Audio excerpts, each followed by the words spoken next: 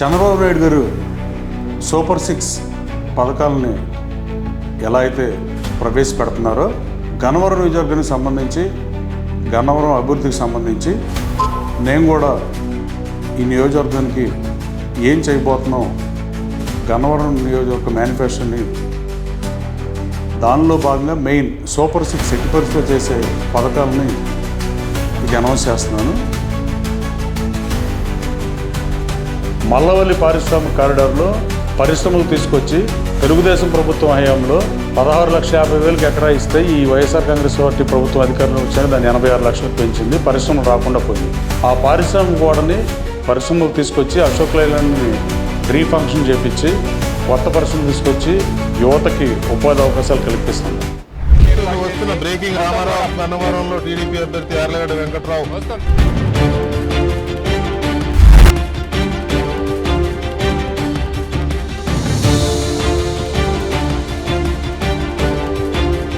Gannavaram MLA గారు మనకి TDP government వచ్చినాక ఆయన ఇచ్చిన మాట ప్రకారం మళ్ళీ మన మల్లవల్లిని రీఓపెన్ చేసి దీంట్లో అప్రాక్సిమేట్లీ ఇప్పుడు రన్ అవుతున్న ఒక 1000 మంది వరకు జాబ్స్ ఇచ్చారు.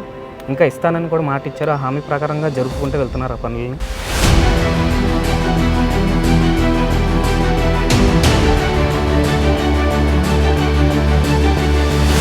ఈ గవర్నమెంట్ వచ్చినాక కొంచెం రోడ్స్ అవి ఇంప్రూవ్ చేయటం, ల్యాండ్ డిస్ప్యూట్స్ అవి ఉంటే అవన్నీ క్లియర్ చేసి మన యార్లగడ్డ వెంకటరావు గారి ఆధ్వర్యంలో కానీ మన ఏపీఐసి వాళ్ళ ఆధ్వర్యంలో కానీ ఇవన్నీ డిస్ప్యూట్స్ క్లియర్ చేసి రోడ్లు ఫాస్టప్ చేస్తున్నారు. ఇప్పుడు జనాలందరూ పరిగెత్తుకొస్తున్నారు. హైదరాబాద్ వాళ్ళు మేము మాకు కావాలి అంటున్నారు. ఇప్పుడు అసలు ఒక కదలిక అనేది వచ్చింది 6-7 నెలల్లో.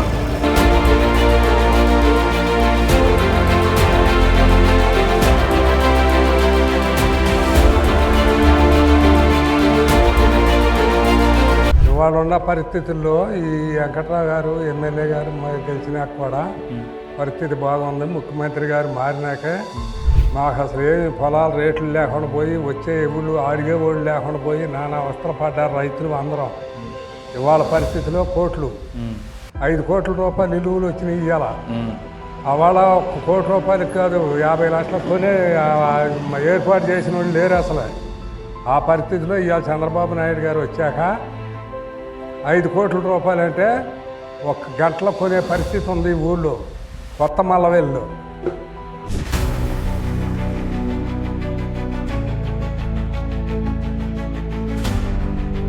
ఇప్పుడు ప్రజెంట్ రేట్లు ఎలా ఉన్నాయి? ఇప్పుడు ప్రజెంట్ 5 కోట్ల దాకా ఉంది.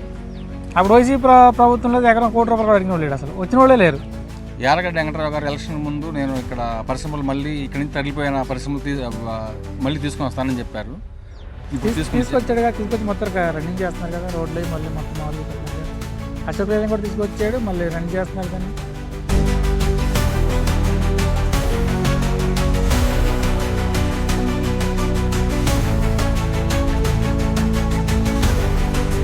మన నారా చంద్రబాబు నాయుడు గారు ఈ కారిడార్ అనౌన్స్ చేయడం జరిగింది. చేసిన తర్వాత ఆయన పనులన్నీ మొదలుపెట్టి ఆయన హయాంలో ఒక 50 కంపెనీలు కన్స్ట్రక్షన్లో స్టార్ట్ అయినాయి అన్నమాట. తర్వాత మళ్ళీ గత ప్రభుత్వం రావటం, ఆ ప్రభుత్వం విఫలమైందండి.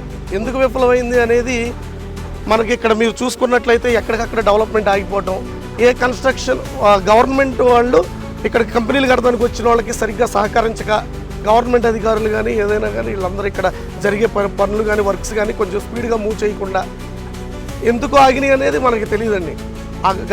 గత గవర్నమెంట్లో ఆగిన పనుల్ని మళ్ళీ వెంకటరావు గారు ఆయన ఎలక్షన్లలో చెప్పినట్టుగా మళ్ళీ అశోక్ లేలాండ్ అయితేనేమి, ఇక్కడున్న తదుపరి పరిశ్రమలు ఉన్నట్లో చాక్లెట్ కంపెనీ కానీ, వెంకటేశ్వర పేపర్ మిల్ కానీ, శివతార కంపెనీ కానీ, ఇలా హెరిటేజ్ కానీ, మళ్ళీ రత్న గ్రూప్ కన్స్ట్రక్షన్స్ అని, fabrication unit, small scale food industries అన్నీ మళ్ళీ పునఃప్రారంభం అవుతున్నాయండి. ఇప్పుడు పోల్చుకుంటే మనకి ఒక 200 కంపెనీలు సజావుగా సాగే మార్గంలోకి వెళ్ళినాయండి.